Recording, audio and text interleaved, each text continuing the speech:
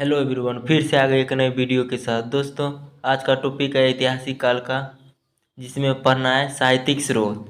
साहित्यिक स्रोत, लिखित स्रोत को साहित्यिक स्रोत कहते हैं। प्राचीन इतिहास की जानकारी का यह सबसे बड़ा स्रोत है। गैर धार्मिक स्रोत, इसका संबंध किसी भी धर्म से नहीं रहता है। उदाहरण अर्थशास्त्र। धार्मिक स्रोत, इसका संबंध किसी न किसी धर्म से रहता है। गैर ब्राह्मण, वैसे स्रोत जिसका संबंध हिंदू धर्म से नहीं रहता है उसे गैर ब्राह्मण कहते हैं। जैन साहित्य या प्राकृतिक भाषा में मिले हैं, इन्हें आगम कहते हैं। उदाहरण जैसे 12 अंग, 12 उपांग, अचरांग सूत्र, भगवती सूत्र, कल्प सूत्र आदि। बौद्ध साहित्य पाली भाषा में मिले हैं। जातक ग्रंथ में महात्मा बुद्ध के पूर्व जन्म 200 कहानियां हैं। ललित विस्तार में महात्मा गांधी की पूरी जीवनी है। अंगुत्तर निकाय में 16 महाजनपद की चर्चा है। बौद्ध धर्म की सबसे पवित्र पुस्तक त्रिपिटक है, जो 3 पुस्तकों का समूह है। सुत्त पिटक, यह सबसे बड़ा पिटक है, इसे बौद्ध धर्म का इंसाइक्लोपीडिया कहते हैं। विनय पिटक, यह सबसे छोटा पिटक है, इसमें बौद्ध धर्म के प्रवेश की चर्चा है। अभिधम्म पिटक, इसमें महात्मा बुद्ध के दार्शनिक विचारों की चर्चा है।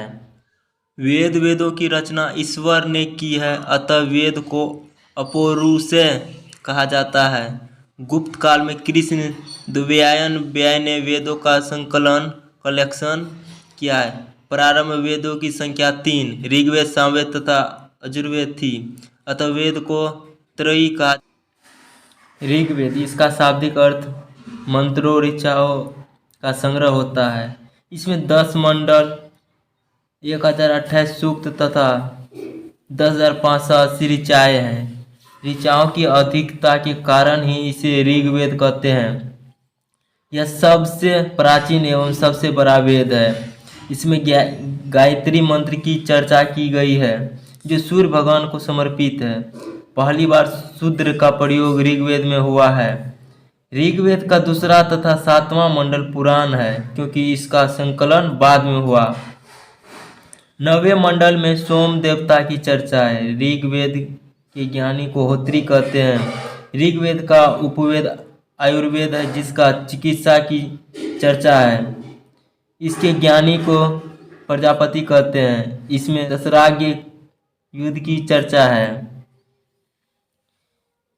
सामवेद का शाब्दिक अर्थ गान होता है। इसमें 1875 मंत्र है, किंतु वास्तव में 99 मंत्र ही सामवेद के हैं। बाकी मंत्रों को ऋग्वेद से ग्रहण कर लिया। दूसरा, सामवेद। साम का शाब्दिक अर्थ गान होता है। इसमें 1875 मंत्र, किंतु वास्तव में 99 मंत्र ही सामवेद के हैं।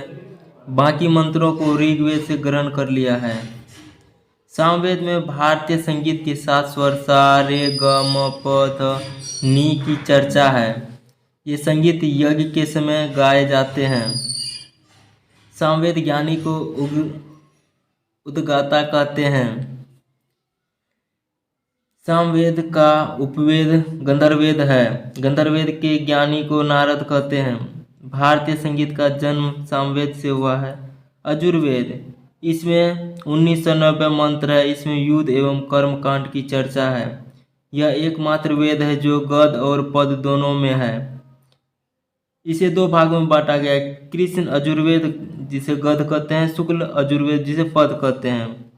इस ज्ञानी को अर्घायु कहते हैं। यजुर्वेद का उपवेद धनुर्वेद है। धनुर्वेद के ज्ञानी को विश्वामित्र कहते हैं। इसकी रचना सबसे बाद में उत्तर वैदिक काल में हुई है। इसमें 6000 मंत्र है। इसमें जादू टोना, वशीकरण, रोग निवारक, औषधि इत्यादि की चर्चा है। अथर्ववेद का उपवेद शिल्पवेद है। अथर्ववेद के ज्ञानी को ब्रह्मा कहा जाता है, अथवा ऋषि ने इस वेद को लिखा है। अथर्ववेद में सर्वप्रथम मगध, अंग और राजा परीक्षित के बारे में उल्लेख किया गया है। ब्राह्मण ग्रंथ, वेदों को अच्छी तरह से समझने के लिए ब्राह्मण ग्रंथ की रचना किया गया है। सभी वेदों के अपने अपने ब्राह्मण ग्रंथ है। वैदिक काल में जो यव गेहूं को गोधूम, चावल को बीही कहा जाता था। आरण्यक वैसी पुस्तक जिसकी रचना जंगल में की गई हो आरण्यक कहलाती है। इसकी संख्या 7 है।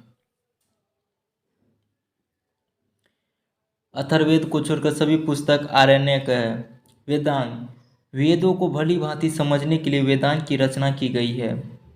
वेदांग की संख्या 6 है। व्याकरण अष्टाध्यायी पाणिनि, ज्योतिष बृहत संहिता, वहार मिहिर, निरुक्त निरुक्त शास्त्र, शिक्षा शास्त्र, कल्प शास्त्र, छंद शास्त्र। निरुक्त की रचना यास्क महोदय ने किया जिसका अर्थ भाषा विज्ञान होता है। गौतम ऋषि ने कल्प की रचना किया। वेदांग पढ़ने वाले अध्यापक को उपाध्याय कहते हैं।